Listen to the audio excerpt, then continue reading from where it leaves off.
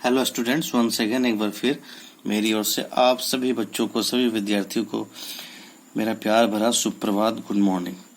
तो चलिए chapter 13 class 10th के लिए चैप्टर 13 पाठ संख्या 13 सर्वेश्वर दयाल सक्सेना जी का मानवीय करुणा की दिव्य चमक पाठ के बारे में चर्चा करेंगे। आज दूसरे भाग के बारे में आज चर्चा करेंगे। तो जैसा कि मैंने बताया था कि लेखक और फादर कामिल बुल्के का एक गहरा संबंध था, यानी मित्रता की संबंध था, यानी बेहद ही यानी क्लोज फ्रेंड्स थे, है ना, गहरे मित्र थे। और जब भी वो भारत आते थे तो लेखक से बिना मिले नहीं जाते थे। ठीक है, तो उसके बाद क्या है, लेखक कह रहे हैं कि मुझे परिमल के वे दिन याद आते हैं जब हम सब एक पारिवारिक रिश्ते में बंधे जैसे थे, जिसके बड़े फादर बुल्के थे।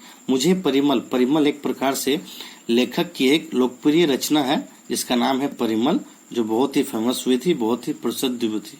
ठीक है, जिनकी बहुत ही प्रसिद्धि मिली थी। और जब उसके बारे में याद करते हैं ना, तब एक पारिवारिक रिश्ते को एक जैसा मानते हैं जिसके बड़े फादर बुल्के थे। हमारे हंसी मजाक में वह निर्लिप्त शामिल रहते, यानी समाये हुए रहते। हमारी गोष्ठियों में वह गंभीर बहस करते, हमारी रचनाओं पर बेबाक राय और सुझाव देते, और हमारे घरों के किसी भी उत्सव और संस्कार में वह बड़े भाई और पुरोहित जैसे खड़े हो हमें अपने आशीषों से भर देते। यानी जब घर में कोई उत्सव होता था, यानी परिवार में जब वैसा माहौल होता था, तो ये एक बड़े भाई के रूप में, बड़े भाई के नाते जो है यानी आशीर्वाद देने के लिए वो उपस्थित रहते थे।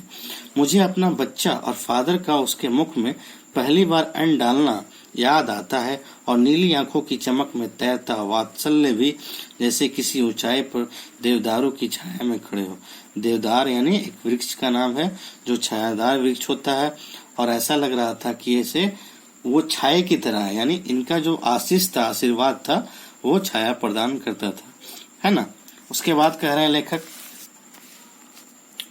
कहाँ से शुरू करें, इलाहाबाद की सड़कों पर फादर की साइकिल चलती दिख रही है। यानी लेखक जो है फादर बुल्के के पूर्व जीवन के बारे में वो बता रहे हैं।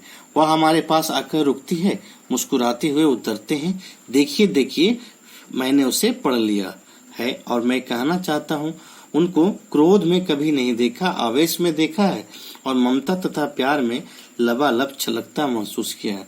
यानी लेखक का कहना है कि फादर बुल्के को उन्होंने कभी भी क्रोध में, कभी भी गुस्से में नहीं देखा है, बल्कि आवेश में आ जाते थे, थोड़ा क्रोधित हो जाते थे, लेकिन वैसा गुस्सापन, वैसा क्रोधितपन जो है उनके अंदर हृदय में नहीं था। और हमेशा जो है दूसरों के प्रति प्यार में लबालब यानी प्रेम से भरा हुआ चलकता महसूस किया है। अक्सर उन्हें देखकर लगता है कि बेल्जियम में इंजीनियरिंग की अंतिम वर्ष में पहुंचकर उनके मन में सन्यासी बनने की इच्छा कैसे जाग गई, जबकि घर भरा पूरा था, 2 भाई, 1 बहन, माँ पिता सभी थे। यानी ये इंजीनियरिंग की पढ़ाई कर रहे थे, और पढ़ाई करते करते जो है जब ये लास्ट ईयर में पहुंचे, अंतिम वर्ष में पहुंचे, तब जाकर इनके मन में सन्यासी बनने की इच्छा जाग गई। और जब सन्यासी बनने की इच्छा जागी, तब जो है अपनी पढ़ाई को उन्होंने रोक दिया। ठीक है, क्योंकि इनका जो घर परिवार था पूरा भरा पड़ा था, 2 भाई थे, 1 बहन थी, माँ पिता सभी थे, लेकिन न जाने क्यों इनके मन में जो है सन्यासी बनने की इच्छा जागृति हुई। आपको अपने देश की याद आती है? मेरा देश तो अब भारत है। मैं जन्मभूमि की पूछ रहा हूँ। हाँ आती है, बहुत सुंदर है मेरी जन्मभूमि रैम्स चैपल। घर में किसी की याद, प्रश्न करते हैं लेखक। माँ की याद आती है, बहुत याद आती है। ठीक है, फिर अक्सर माँ की स्मृति में डूब जाते देखा है। अक्सर माँ की स्मृति यानी माँ की याद में, माँ की यादों में डूब जाते देखा है। उनकी माँ की चिट्ठियां अक्सर उनके पास आती थी। अपने अभिन्न मित्र डॉक्टर रघुवंश को वह उन चिट्ठियों को दिखाते थे। पिता और भाइयों के लिए बहुत लगाव मन में नहीं था। पिता और भाई के प्रति उतना लगाव नहीं था, लेकिन माँ के प्रति जो है अत्यधिक लगाव व आकर्षण था। पिता व्यवसायी थे, बिजनेसमैन थे। एक भाई वहीं पादरी हो गया, फादर बन गया। एक भाई काम करता है, उसका परिवार है, फैमिली है। बहन सख्त और जिद्दी थी। इनकी जो बहन थी वो बहुत ही सख्त थी और जिद्दी थी, जिद्दीपना भरा हुआ था। बहुत देर से उसने शादी की। फादर को एक आध बार उसकी शादी की चिंता व्यक्त करते हुए उन दिनों देखा था जब भारत में बस जाने के बाद 2 या 3 बार अपने परिवार से मिलने भारत से बेल्जियम गए थे।